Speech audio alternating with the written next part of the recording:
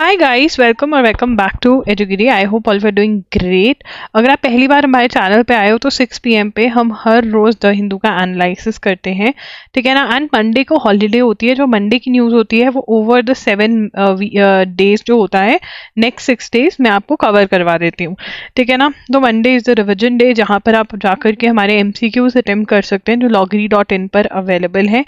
And yes, let's get started. अगर आपको session अच्छा लगे तो कमेंट ज़रूर करना, इस सेशन को लाइक ज़रूर करना and also to share about us with your friends.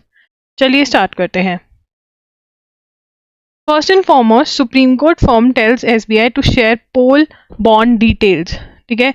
Now supreme Court ने बहुत फॉर्मली बहुत बोला कि स्टेट बैंक ऑफ इंडिया जो है उसको डिटेल्स शेयर करनी पड़ेंगी about the electoral bonds purchased anonymously and their encashment by political parties. अब यहाँ पर इसका बैकग्राउंड है जिसको हम समझेंगे। तो बेसिकली इलेक्टोरल बॉन्ड्स हैं क्या, ये समझेंगे पहले हम।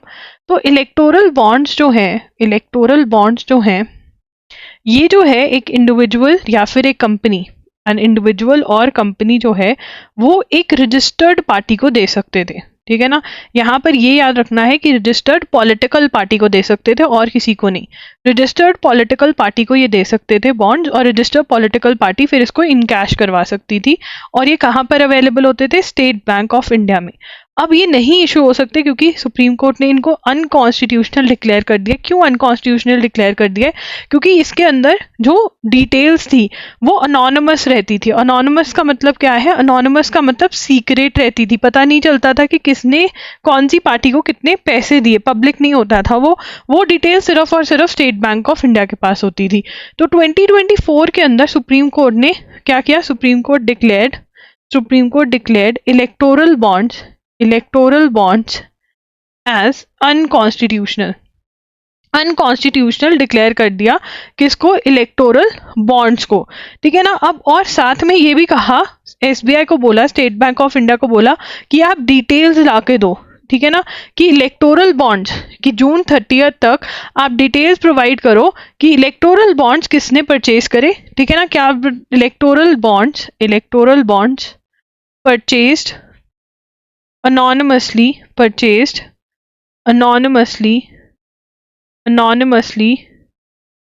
and their encashments by political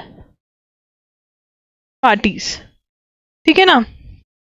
तो अब यहाँ पर क्या हुआ था, जो डिटेल्स हैं वो मार्च में अपलोड करनी थी, ठीक है ना। अब इन्होंने टाइम आगे करने को बोला कि 30 जून तक हमको टाइम दे दो, स्टेट बैंक ऑफ इंडिया वालों ने बोला। तो सुप्रीम कोर्ट ने कहा नहीं, आपको मार्च 12 को सारी डिटेल्स इलेक्शन कमीशन को प्रोवाइड करनी है, ठीक है ना। ये डिटेल्स किसको प्रोवाइड करनी है? Details to be provided to, लिखेंगे details to be provided to election commission of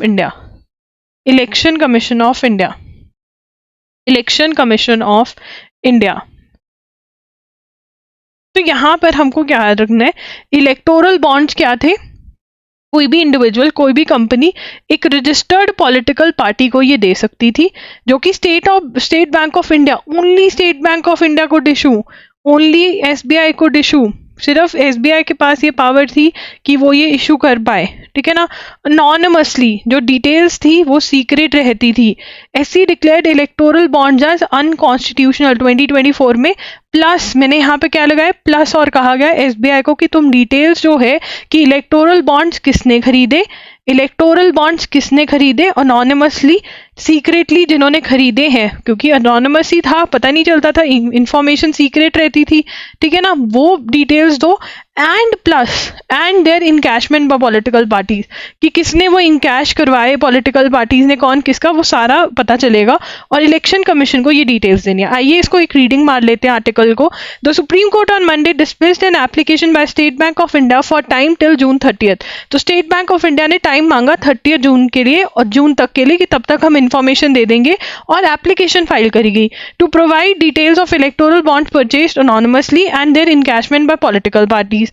A 5-judge bench headed by Chief Justice of India D.Y. Chandrachud, which on February 15 struck down the electoral bond scheme. देखो यहाँ पर state bank ने electoral bond scheme को unconstitutional declare कर दिया और 24 hours gave the bank 24 hours that is by the close of business on March 12 to provide the details to election commission. तो उन्होंने कहा कि आप इलेक्शन कमीशन को डिटेल्स 12 मार्च तक दे दीजिए. The court said the information on electoral bonds required to be divulged by the judgment was readily available with the bank. वो कह रहे थे बिल्कुल readily available है, ऐसा कुछ भी नहीं है. The EC has to compile and publish the data on the website. और जो EC है, EC will publish the data on website. Data on website. ठीक है जी, ये ऑर्डर हुए हैं सुप्रीम कोर्ट के with regard to electoral bonds. उसके बाद centre notifies CAA head of polls. तो CAA क्या है? Citizenship amendment act. Citizenship amendment act के जो रूल्स हैं वो नोटिफाई हो गए. तो यहाँ पर union home ministry on Monday notified the Citizenship Amendment Rules 2024 that would enable the implementation of Citizenship Amendment Act passed by Parliament in 2019, जिसकी वजह से इतनी ज़्यादा प्रोटेस्ट हुई थी. ठीक है, अब इसमें है क्या? Though the law facilitates citizenship to undocumented people belonging to Hindu, Sikh, Buddhist, Parsi, Christian and Jain communities from Pakistan, Bangladesh and Afghanistan. ठीक है, इन communities को इंडिया में जो है citizenship दी जाएगी. ठीक है, the rules say that applicants will have to provide 6 types of documents and specify the date of entry into India. तो यहाँ पर कह रहे हैं कि ये वाली जो जितनी भी कम्युनिटीज़ हैं ये माइनॉरिटीज़ हैं. माइनॉरिटीज़ मतलब मेजॉरिटी में नहीं है ये. ठीक है, परसिक्यूटेड मतलब इनको डेंजर है इन कंट्रीज के अंदर, पाकिस्तान, बांग्लादेश, अफगानिस्तान में. कौन सी कम्युनिटीज को? हिंदू, सिख, बुद्धिस्ट, पारसी, क्रिश्चियन को. इसलिए इंडिया इनको सिटीजनशिप प्रोवाइड कर रहा है. ठीक है, now these rules will now enable minorities persecuted on religious ground just because they belong to a particular religion. उनको वहां पर खतरा है. कहाँ पर? पाकिस्तान, अफगानिस्तान और बांग्लादेश में, to acquire citizenship in our nation. With this notification, PM Shri Narendra Modi ji has delivered on another commitment. तो ये तो ट्वीट किया था उन्होंने, तो हमें यहाँ पर इसकी डिटेल्स लिखनी है. तो लिखेंगे union home ministry notified citizenship amendment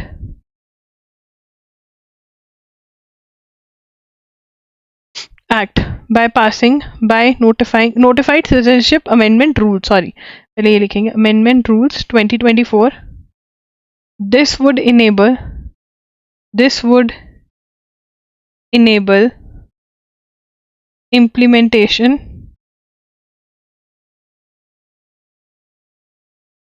of Citizenship Amendment Act, that is CAA, passed in 2019. तो CAA का जो अमेंडमेंट था वो 2019 में पास हो गया था.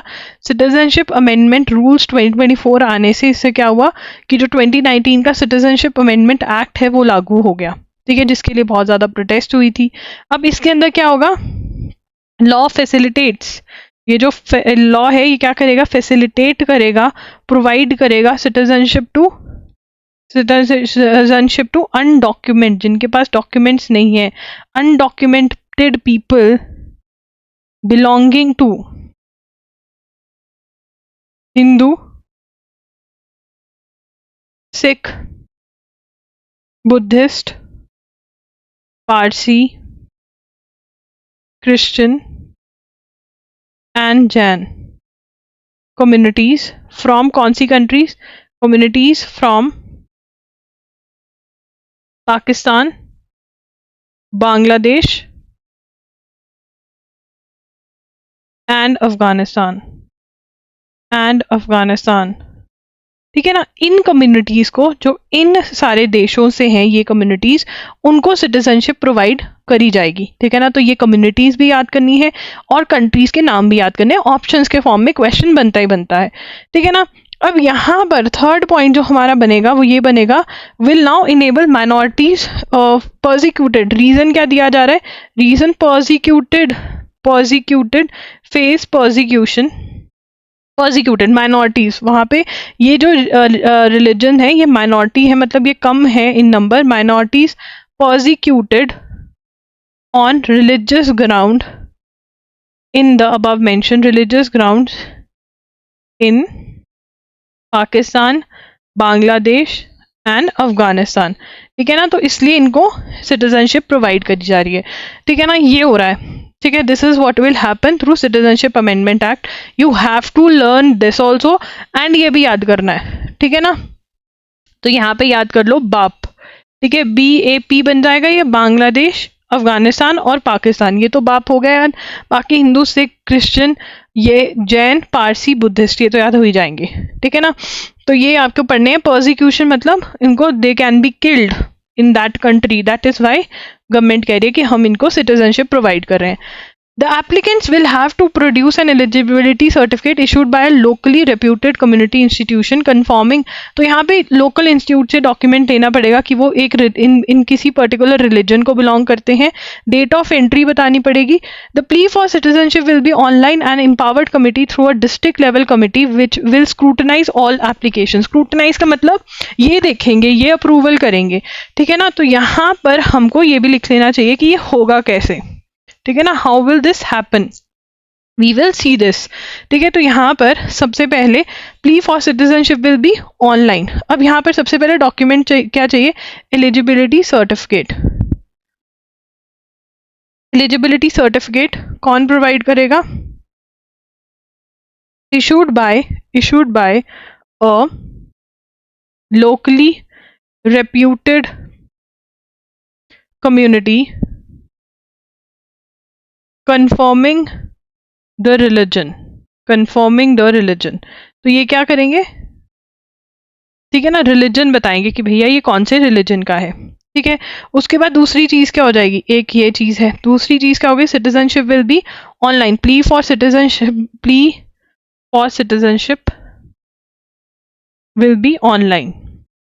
ऑनलाइन सिटीजनशिप आप फाइल कर सकते हो, ये जो डॉक्यूमेंट्स होंगे ये सब कुछ ऑनलाइन लगेगा। ठीक है, और यहाँ पर कौन होगा, empowered committee through a district level committee will scrutinize all applications। It will be headed by director census operations in each state and will include officers from intelligence bureau, postmaster general, state or national informatics center and representative each from the department of home, divisional railway manager will be the invitees। ठीक है, तो यहाँ पे बहुत सारे एक group बन रहा है, वो कौन है, ये प्ली किसके पास जाएगी, and an empowered committee through a district level committee will scrutinize।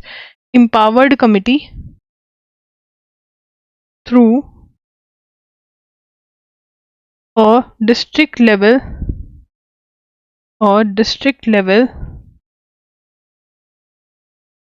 committee will scrutinize all applications।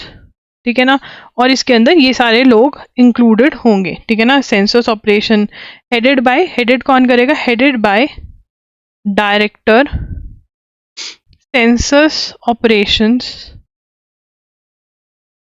In each state. ठीक है ना, ये हेड करेंगे, तो सिर्फ हेड का लिख लेते हैं, बाकी जो इंक्लूडेड है वो रहने देते हैं, अगर ज्यादा डिस्कस होगा फिर हम लिख लेंगे आगे जाके। The district level committee will be headed by senior superintendent और superintendent of post. The applicants are also required to provide evidence of the date of birth of the parents such as a copy of passport or birth certificate। The applicants will have to register on the portal so and mobile application has also been readied। Mobile की application भी है यहाँ पर। जो district level committee होगी वो कौन head करेगा, ये भी लिख लेते हैं, district level committee will be headed by senior superintendent और superintendent of post।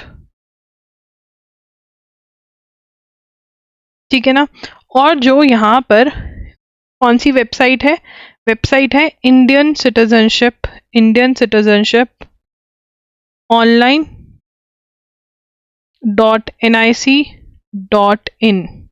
ठीक है ना, और इसका मोबाइल एप्लीकेशन ऑल्सो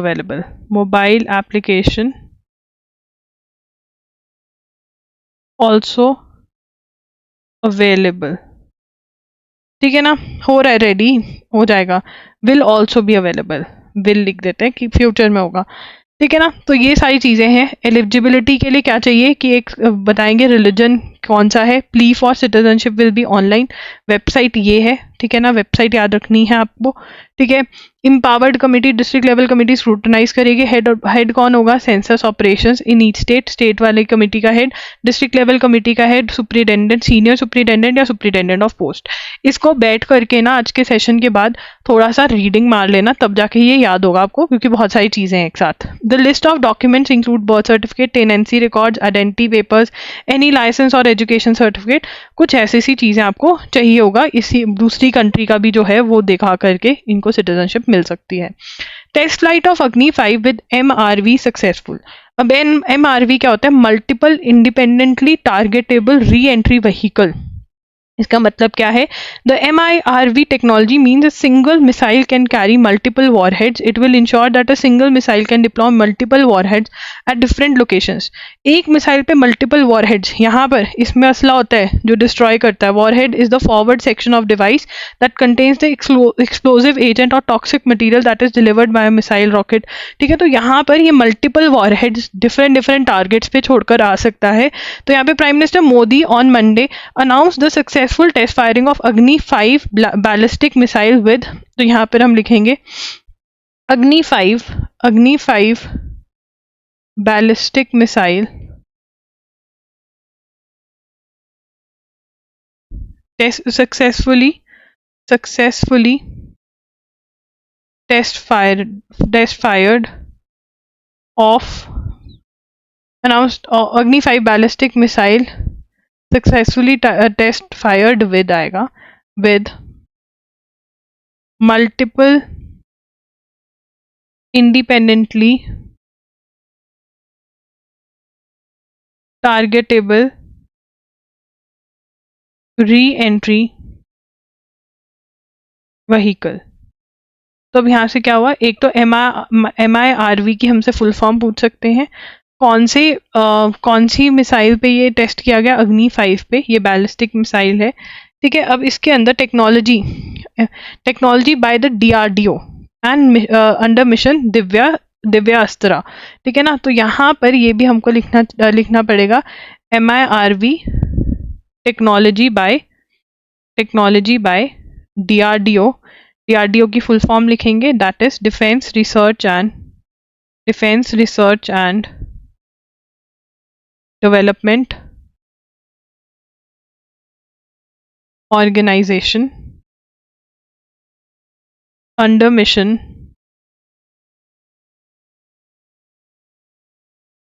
दिव्यास्त्रा। ठीक है ना, ये भी इंपॉर्टेंट है, कौन सा मिशन, किसने ये टेक्नोलॉजी बनाई है, ये भी इंपॉर्टेंट है। The flight test was carried out, ये भी इंपॉर्टेंट है, flight test carried out from doctor APJ Abdul Kalam island in Orissa. ठीक है, MIRV टेक्नोलॉजी क्या होती है, अब ये लिखेंगे MIRV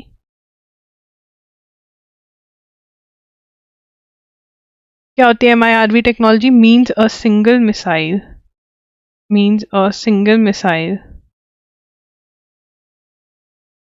can carry multiple warheads. ठीक है, it will ensure that a single missile can deploy multiple warheads at different locations में एक ही मिसाइल एक पे गई फिर दूसरे पे गई, ऐसे कर सकती है। मतलब एक तीर और सेवरल निशाने, दैट इज MIRV टेक्नोलॉजी। ठीक है ना, वॉरहेड हमने समझ लिया क्या है, वॉरहेड भी एक बार लिख लेते हैं ताकि रिवीजन के टाइम पे तुमको याद रहे। वॉरहेड क्या होता है, इज डिवाइस दैट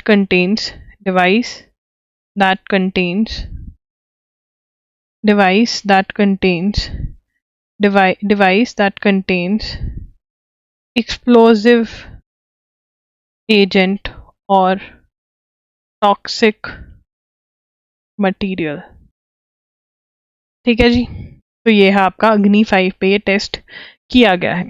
ठीक है, MIRV multiple independently targetable re entry vehicle. Multiple targets है, इंडिपेंडेंट है ये टारगेट्स, री एंट्री व्हीकल। ठीक है, अग्नि 5 जो है इसका कितना वो रहता है, अग्नि 5 का जो रेंज है, अग्नि 5 जो है इसका रेंज है 5000, मोर देन 5000 है। ठीक है ना, more than 5000 consider to be, more than 5000 consider to be 5500, एक मिनट इसकी रेंज लिख लेते हैं, रेंज 5500 किलोमीटर प्लस इसकी जो है वो रेंज रहती है।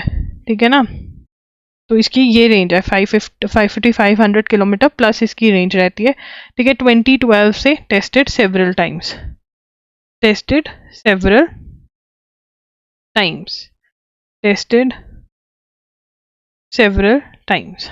ठीक है, आगे चलेंगे। The Supreme Court on Monday refused to stay the acquittal of former Delhi University. Acquittal का मतलब क्या होता है, proven guilty, not proven guilty, couldn't be proved, not proven guilty, offense couldn't be proved, offense couldn't be proved। ठीक है, अब हमने professor GN Sai बाबा का पढ़ा था, क्या इशू था, कौन से बेंच ने इनको एक्विटल दिया है 2024 में, Nagpur bench of Bombay high court ने, ये हमने पढ़ा था। कौन से केस में ये अंदर गए थे, कौन से केस में MyOS के साथ लिंक के केस में ये अंदर गए थे, हमने ये सारा पढ़ा हुआ है। सुप्रीम कोर्ट में भी रिफ्यूज कर दिया, तो यहाँ पर लिख लेंगे सुप्रीम कोर्ट रिफ्यूज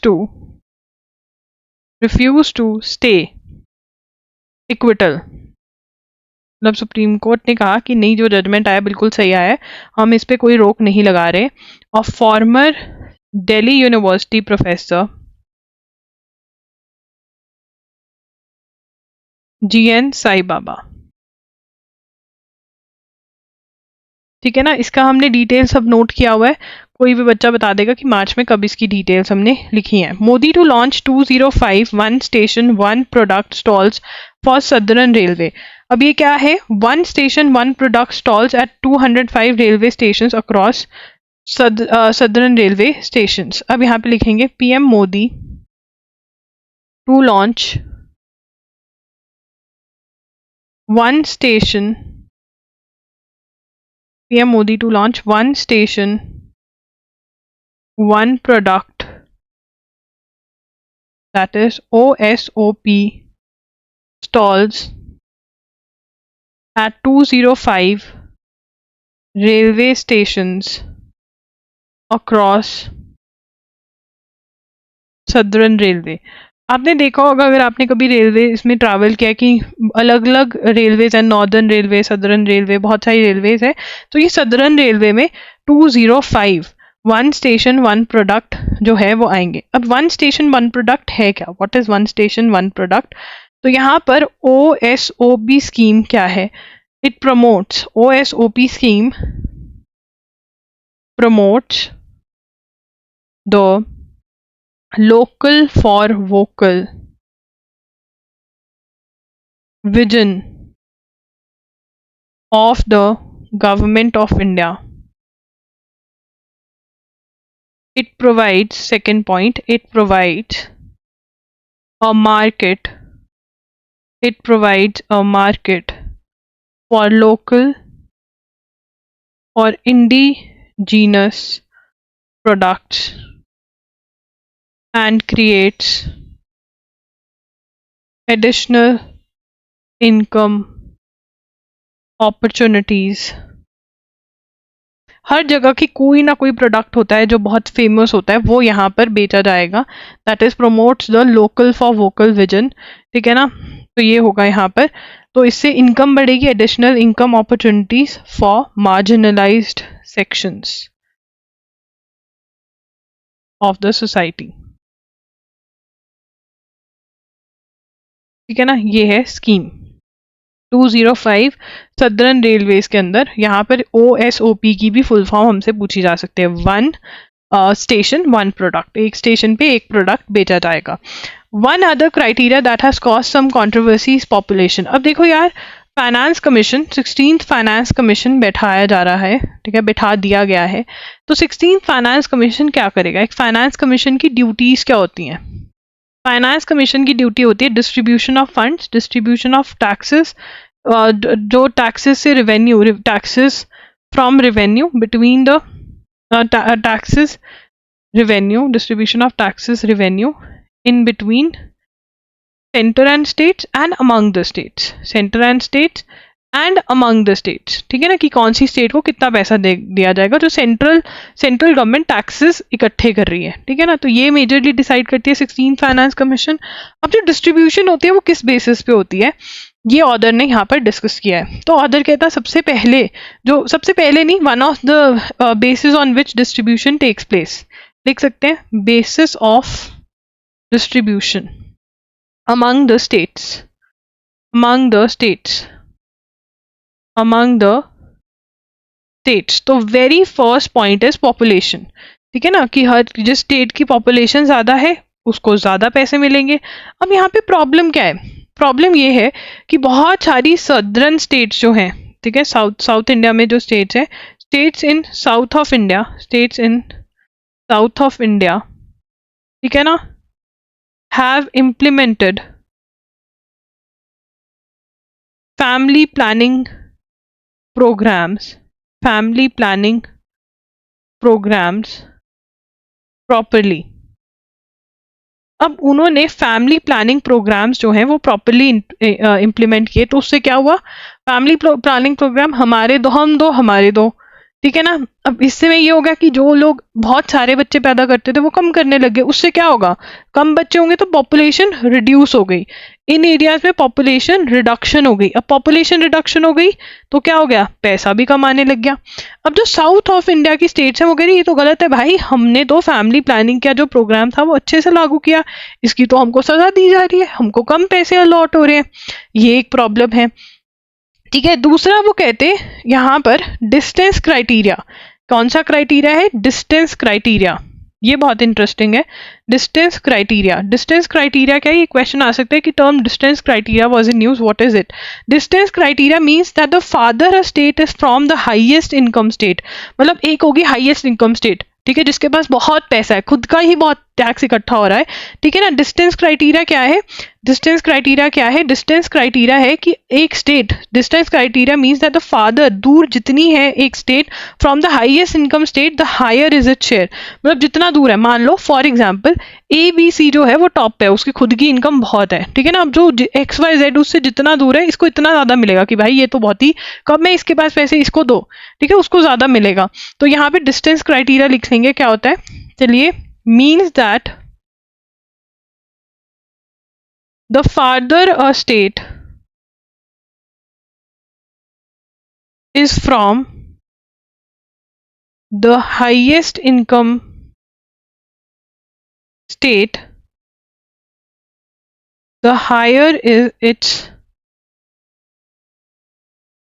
share, ठीक है ना, ज्यादा उसका शेयर होगा। In order not to penalise states that showed better performance in reducing fertility rates, the demographic change criteria was introduced.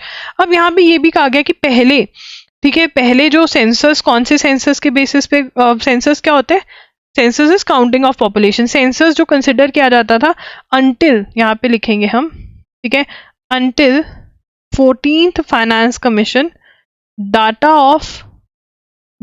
For population in 1971 was used, ठीक है ना।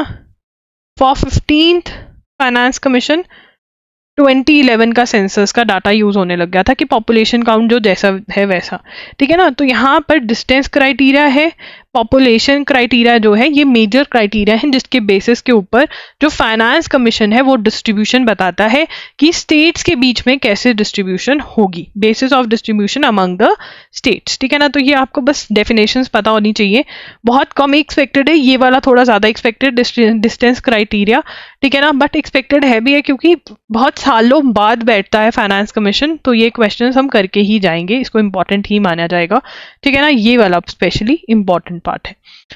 आगे चलेंगे ऑस्कर विनर्स, ठीक है, ऑस्कर सबसे ज्यादा इंपॉर्टेंट है, ये तो 100% वाला क्वेश्चन है, ग्रीन पेन से हर कोई 100% लिख लेगा, कुछ और आपसे पेपर से पहले रिवाइज हो नहीं रहा, तो आप ये 100% वाले जरूर रिवाइज करके जाना, ठीक है।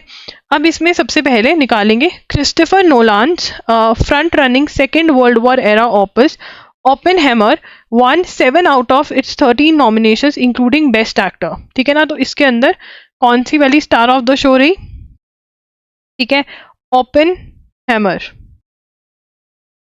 कितने ऑस्कर जीते, 7 ऑस्कर्स आउट ऑफ 13 नॉमिनेशंस, मतलब नॉमिनेट किया गया था 13 के लिए, ठीक है ना, 7 जीते, ठीक है ना। For Cillian Murphy Greta Gerwig's Barbie which for outstrip Nolan's film during their much publicised theatrical face off just one award best original song.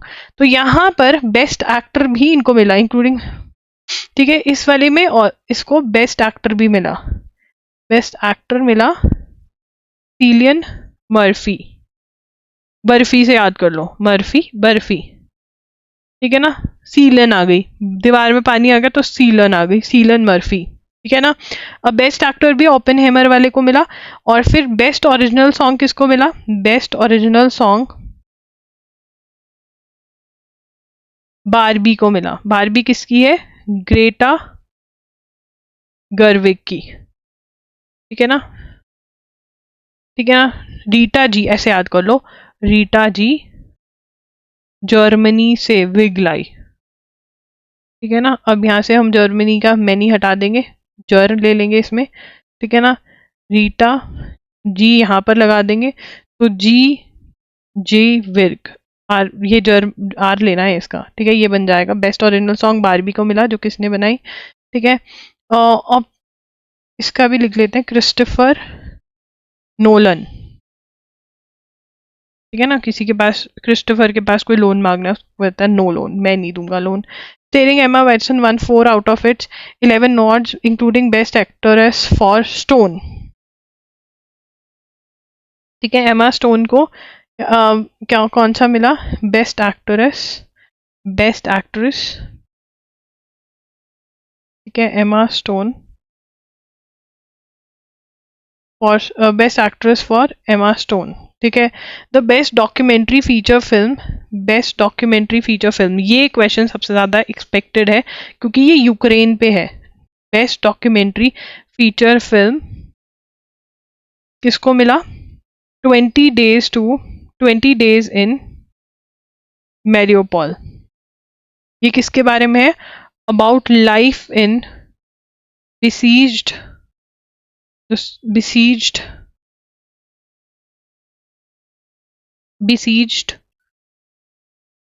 Ukrainian city, ठीक है, यूक्रेनियन सिटी के बारे में है, ठीक है। यूक्रेनियन डायरेक्टर को ही ये अवार्ड मिला, जिनका नाम क्या है, देखो यार यहाँ से क्वेश्चन बहुत एक्सपेक्टेड है ये वाले से, ठीक है। स्लेव MS कहता थैंक यू स्लाव चरनोव, ठीक है ना, नवंबर में चरने जाएंगे, ठीक है। तो यहाँ पर ठीक है, तो ये इंपॉर्टेंट है, यहाँ पे स्पेसिफिक मार्क कर लो, ये यूक्रेन के बारे में है।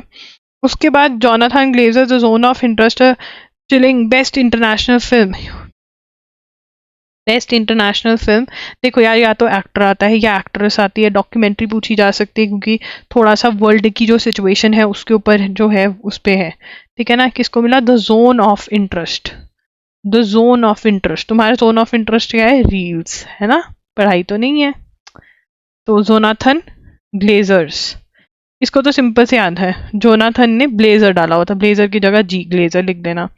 उसके बाद यहाँ पर एक और आर्टिकल था, Oppenheimer swept the board Hollywood biggest night with 7 awards including best picture best director, इसको बेस्ट पिक्चर और बेस्ट डायरेक्टर भी मिला, ठीक है ना। इसको क्या मिला, बेस्ट पिक्चर और बेस्ट डायरेक्टर कौन है, क्रिस्टोफर नोलन, बेस्ट डायरेक्टर और बेस्ट एक्टर भी मिला, तो ये दो तो पता चल गए। उसके बाद film maker Christopher Nolan's masterful drama about the father of atomic bomb, half of its Barbenheimer phenomena also bagged acting prizes for lead Cillian Murphy and supporting actor ठीक है, सपोर्टिंग एक्टर का किसको मिला, इनको मिला। The other huge was Greta ग्रिम feminist blockbuster Barbie, ठीक है। Emma Stone one best actress, ये हमने लिख लिया, ठीक है। The UK scored its first ever best international film Oscar with Auschwitz drama the zone of interest, ठीक है। अब ये बेस्ट इंटरनेशनल फिल्म भी इंपॉर्टेंट होगी क्योंकि यूके का फर्स्ट एवर, ये लिख लो, UK's first ever best international film Oscar, ठीक है ना। ये किसने, ऑस्करूनी, ऑस्कर, ठीक है। ये किसने लिखा था, ऑस्चविट्स, ठीक है ना। द जोन ऑफ इंटरेस्ट, ये हमने पीछे भी लिखा था, बट यूके का फर्स्ट अवार्ड है when it comes to best international film, ठीक है। उसके बाद आगे चलेंगे, जस्टिस अभिजीत गंगोपाध्याय जो कैलकाटा हाई कोर्ट के जज थे, उन्होंने भारतीय जनता पार्टी ज्वाइन कर लिया। तो लिखेंगे इसको, justice Abhijit Gangopadhyay resigned as a judge of Calcutta High Court and joined Bharatiya Janata party, that is BJP, ठीक है ना। अब इसमें प्रॉब्लम क्या है, वो कह रहे हैं कि एक जज जो है अगर वो ज्वाइन कर रहा है दैट इज नॉट राइट, ठीक है ना। एग्जीक्यूटिव पोस्ट नहीं मिलनी चाहिए, ठीक है, बट मिल रही है। तो ये जो है आपको याद रखना है कि किसने कहाँ से छोड़कर, कैलकाटा हाईकोर्ट की जजशिप छोड़कर ही ज्वाइन भारतीय जनता पार्टी। क्या नाम है उनका, जस्टिस अभिजीत गंगोपाध्याय। आगे चलेंगे, अब यहाँ पर कॉन्स्टिट्यूशन असेंबली, मतलब जिन्होंने हमारी कॉन्स्टिट्यूशन बनाई, उनके एक मेंबर केटी शाह ने भी बोला था, हैड सजेस्टेड, उन्होंने बोला था कि constitutional court should be legally board from occupied जजेस ऑफ कॉन्स्टिट्यूशनल कोर्ट्स, जजेस ऑफ जो कॉन्स्टिट्यूशनल कोर्ट्स हैं उनको एग्जीक्यूटिव पोस्ट नहीं देनी चाहिए, ठीक है ना। तो ये बोला गया था, बट ये इम्प्लीमेंट नहीं हुआ, कॉन्स्टिट्यूशन में डला नहीं, ठीक है। अब जो बच्चे जैसे एनएल साट का एग्जाम दे रहे हैं, या जो बच्चे स्लैट के लिए दे रहे हैं जिसमें भी एस्से राइटिंग है, ठीक है ना, वहां पर ये पूछा जा सकता है कि भाई ऐसा होना चाहिए या नहीं होना चाहिए, एग्जीक्यूटिव पोस्ट देनी चाहिए जजेस को या नहीं देनी चाहिए। ASI told to conduct scientific survey of Bhojshala complex, तो यहाँ पर the Indore bench of Madhya Pradesh High Court on Monday directed Archaeological Survey of India to conduct a scientific survey of Bhojshala Temple Kamal Maula Mosque complex in Dhar district। अब ये पूरा का पूरा हम ऐसे ही लिखेंगे, Indore bench of Madhya Pradesh high court directed archaeological survey of India. देखो यहाँ पर हमें ASI की भी फुल फॉर्म पूछी जा सकती है, so you should know about that. ASI to conduct a scientific survey of Bhojshala temple Kamal Maula mask complex in Dhar district, ठीक है। तो नाम of the mosque Bhojshala temple Kamal Maula mask complex का ASI को बोला है कि तुम साइंटिफिक सर्वे कंडक्ट करो, किसने, Indore bench of Madhya Pradesh high court ने, ठीक है। The court said a study was necessary to demystify, mystery क्या है इसके पीछे, the nature of the complex.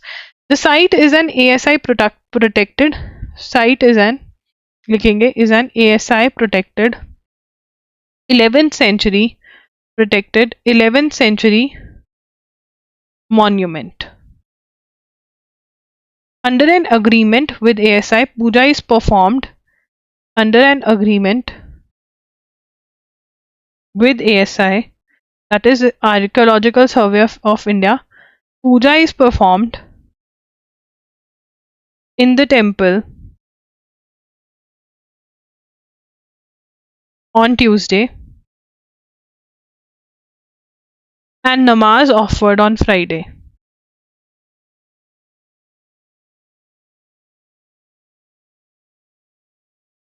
A bench of justices S.A. Dharmadhikari and so gave the directions while hearing a petition demanding that Bhojshala complex be handed over to Hindus and Muslims be stopped from offering namaz.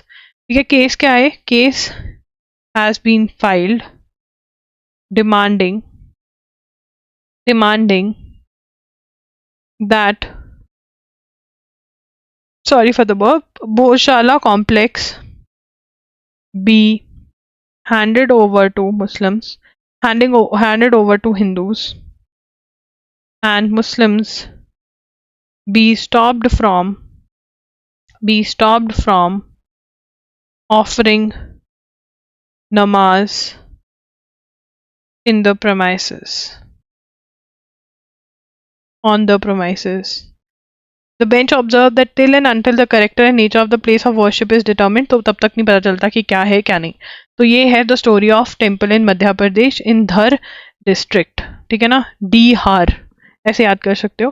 ठीक है, very important. ASI protected site है, ASI के साथ agreement है. Tuesdays को पूजा होती है, Friday को नमाज पढ़ी जाती है, और डिमांड अभी ये है कि हिंदूज को ये दे दिया जाए और मुस्लिम्स को नमाज वहां पर पढ़नी अलाउ ना की जाए. ये केस है मध्य प्रदेश हाईकोर्ट इंदौर बेंच में. आर्कियोलॉजिकल सर्वे ऑफ इंडिया क्या करेगा? साइंटिफिक सर्वे कंडक्ट करेगा भोजशाला टेम्पल कमल मौला मॉस्क कॉम्प्लेक्स का. The court ordered the ASI to complete scientific investigation, survey and excavation through latest methods like GRS and GPS carbon dating. Maula Kamaluddin, one of the respondents, has challenged the maintainability of the suit, citing the principle of res judicata. जो res judicata क्या होता है? That a matter has been मतलब litigation already उस पर हो चुके, दोबारा नहीं हो सकती. तो यहाँ पर कोर्ट कह रही है कि हम साइंटिफिक सर्वे करवा लें तो हमें पता चल जाए. He pointed out that similar petition was dismissed by High Court 2 decades ago in 2003. ठीक है ना, तो 2003 में सिमिलर पिटिशन वाज डिसमिस, मतलब कह दिया गया था केस नहीं बनता है.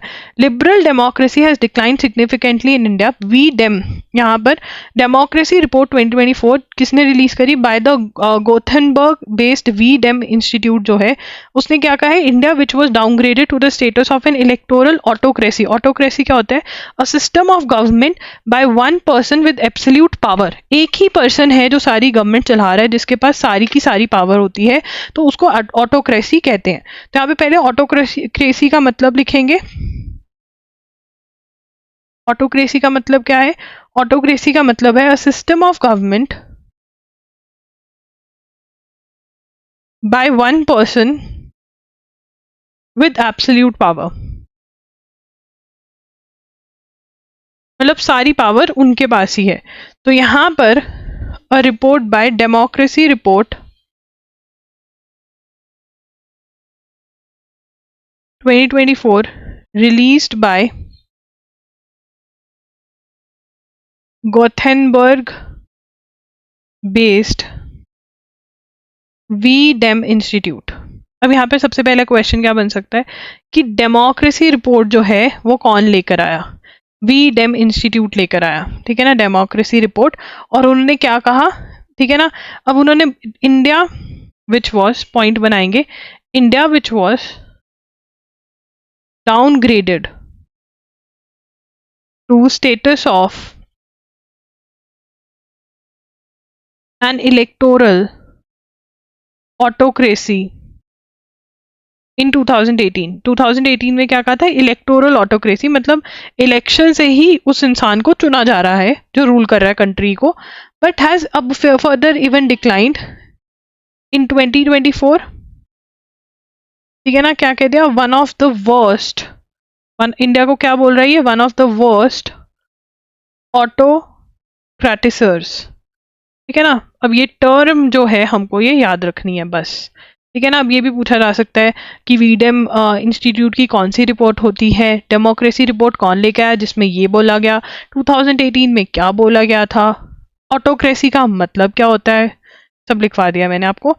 Centre signs ₹200 crore pact for anti drone system. Anti drone system मतलब कोई ड्रोन आ रहा है हवा में उड़ते हुए, उस पर अटैक करेगा ये.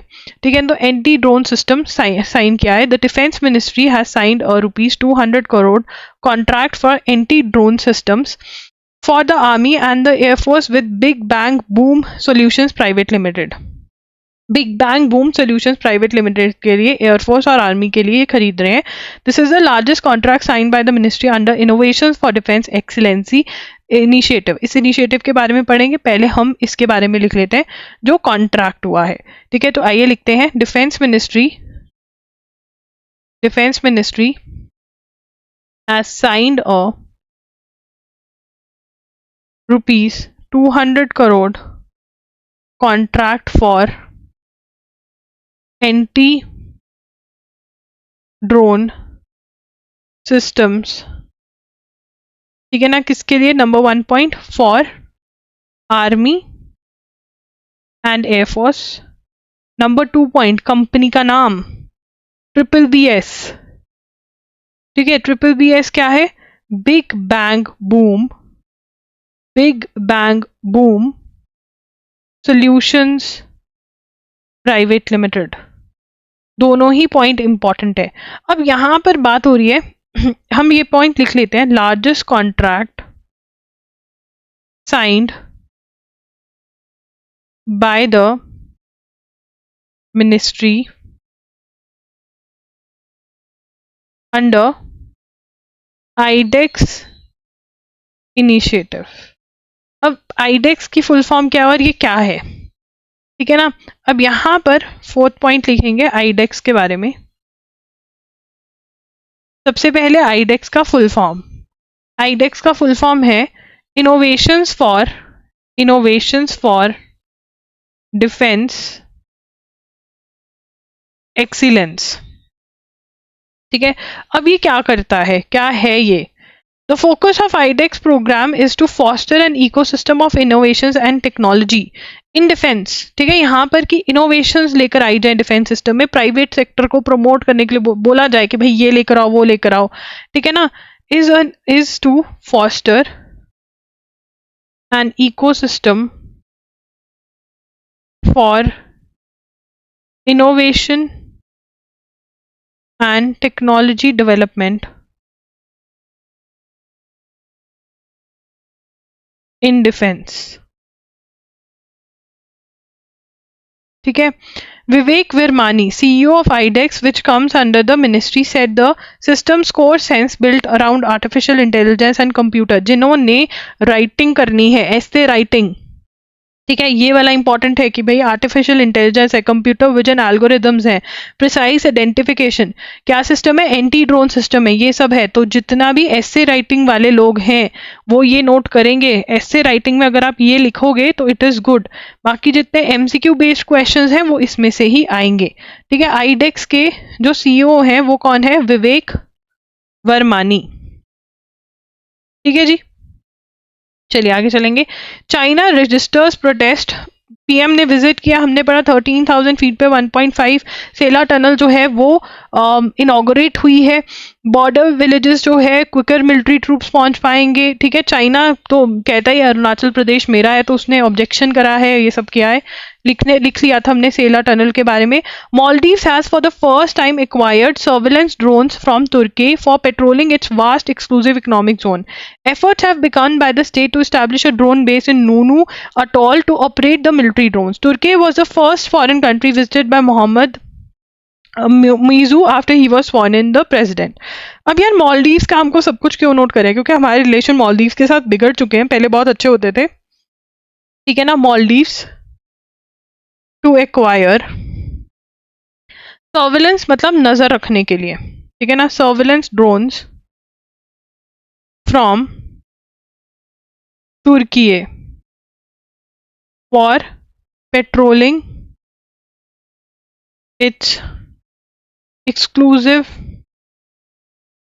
Economic zone. ठीक है, ये अपना बेस कहाँ बना रहा है? To establish drone base in Noonu atoll. ठीक है, और तुर्की वो फर्स्ट कंट्री थी, तुर्की first country mister Muizzu visited. Muizzu कौन है? President of Maldives. ठीक है, Hungary's prime minister Viktor Orban, सबसे पहले तो आपको पता होना चाहिए हंगरी का प्राइम मिनिस्टर कौन है। देखो इसको याद करना बहुत ही आसान है, विक्ट्री से विक्टर ऑर्बन है, ठीक है ना, के लगा देना है तो ये विक्टर बन गया। ऑर्बन, ये इसको बहुत भूख लगती है तो ये बनी मांगता रहता है, और दे दो और दे दो। US president Donald Trump told him that he would not give a penny to the war in Ukraine. इससे हमें क्या पता चलता है, देखो नवंबर 2024 के अंदर यूएसए में इलेक्शंस होने हैं जिसमें कि न्यू प्रेसिडेंट चूज किया जाएगा, ठीक है ना। अगर डोनाल्ड ट्रंप जो है यूएस के प्रेसिडेंट बन जाते हैं तो इसका मतलब यूक्रेन वॉर सस्टेन नहीं कर पाएगा। अगर यूएसए पैसा नहीं देगा तो सस्टेन कैसे होगी, ठीक है। Mister Orban has travelled to Florida on Friday to meet mister Trump. He has frequently expressed hope for the Republicans return to power, ठीक है। मिस्टर ऑर्बन क्या चाहते हैं कि ये पावर में आ जाए डोनाल्ड ट्रंप, ठीक है। NATO raises Swedish flat at office ceiling it's membership. तो 32nd मेंबर कौन बना नाटो का, ठीक है। Sweden becomes 32nd member of NATO. देखो ये न्यूट्रल था स्वीडन फिनलैंड, मतलब ये किसी की साइड नहीं लेते थे, बट अब इनको लगा कि भैया यूक्रेन पर अटैक हो गया, अगला हम पर ना हो जाए, इसलिए इन्होंने ये किया, ठीक है। फॉर द टाइम बिंग हम इसकी बात कर लेते हैं। आप वन शॉट लेक्चर्स हमारे बाय कर सकते हैं। वन शॉट लेक्चर्स जो होते हैं बहुत ही हेल्पफुल हैं। 7 to 8 आवर्स में आपका फुल मंथ जो है वो हो जाता है। अगर आपका बैकलॉग है पिछले मंथ्स का, ठीक है, आपका एग्जाम चाह रहा है कि कुछ मंथ्स ज़्यादा आपने पढ़े हो अच्छे से, ठीक है, वो डिपेंड करता है हर एग्जाम पे कौन से एग्जाम के लिए, तो आप ये इनके लिए जा सकते हो। आपसे रिविजन नहीं हो पा रही है, ठीक है, या फिर आपके बोर्ड एग्जाम्स हैं और आपसे पढ़ा नहीं जा रहा रेगुलरली क्लासेस में, then you can buy these, ठीक है। 7 to 8 आवर्स में फुल 1 मंथ आपका कंप्लीट हो जाता है। डिजी नोट्स दिए जाते हैं, मैं इनमें पॉइंटर वाइज नोट्स हैं जिसमें से मैं आपको पढ़ाती हूँ और वही नोट्स मैं आपको दे देती हूँ। क्लास में आप लर्न कर लेते हो, अंडरस्टैंड कर लेते हो, और डिजी नोट से आप बार बार रिवाइज कर सकते हो। बहुत ज़्यादा टाइम बचता है। loggery.in पर अवेलेबल है। मई 2023 से लेकर के फेब 2024 तक के अवेलेबल हैं। ये मार्च 2024 के भी डलेंगे, अप्रैल डलते जाएंगे ऐसे ही। वैसे ही हमारे पास MCQs अवेलेबल हैं जान और फेब 2024 के। मार्च 2024 के भी MCQs जो हैं लाइव हो गए हैं। These are very very helpful, क्योंकि यहाँ पर आपको 3 अटेम्प्ट्स मिलते हैं एज टेस्ट। उसके बाद आपको लीडरशिप बोर्ड मिलता है, आपको पता चलता है कि आप अपने कंपटीशन के हिसाब से कहाँ पर स्टैंड करते हो, ठीक है ना। आपको पता चलता है कि कौन से क्वेश्चंस आपने रॉन्ग अटेम्प्ट किए थे, अगर आप उसको एनालाइज करते हो तो आप इंप्रूव कर सकते हो करंट अफेयर्स के अंदर। एंड बहुत क्वालिटी क्वेश्चंस हैं, मोस्ट एक्सपेक्टेड क्वेश्चंस कवर करने की पूरी कोशिश करी गई है। एक्स्ट्रा सोर्सेज PIB में से, द हिंदू तो है ही है, PIB अदर वेबसाइट में से क्वेश्चंस डाले गए हैं। 250 का ये है, ऑलमोस्ट 10 टेस्ट आपके होते हैं, 50 questions in each test. 500 questions आपके हर महीने के प्रिपेयर हो रहे हैं, जो कि बहुत इंपॉर्टेंट है, और बेस्ट प्रैक्टिस आपकी हो रही है, ठीक है। उसके बाद मॉक टेस्ट है slate MHCD 3 years, 5 years, CUT PG, Jamia के, पंजाब यूनिवर्सिटी 3 years के और 5 years के, and soon we are going to launch CUT UG also, ठीक है ना। तो यस, उसके बाद यहाँ पर जो जेम्स वेब स्पेस टेलीस्कोप है, ठीक है, उनको ओल्डेस्ट डेड गैलेक्सी जो है उन्होंने स्पॉट करी है, ठीक है। तो ये लिखेंगे oldest dead Galaxy spotted by James Webb space telescope. ये किसकी है, नासा की है, ठीक है ना। इट बिकेम ऑपरेशनल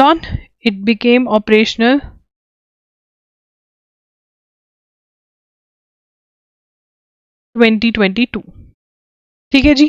तो that is it for today's session. 6 PM पे कल दोबारा से मिलेंगे फॉर श्योर, ठीक है ना। And if you have any doubts with regard to the session, you can leave in the comment section, and also do like the video and do comment कि आपको कैसा लगा, ठीक है। And yeah that's it, Loggery signing off, Edugery signing off. I'll see you super soon. Bye and take care.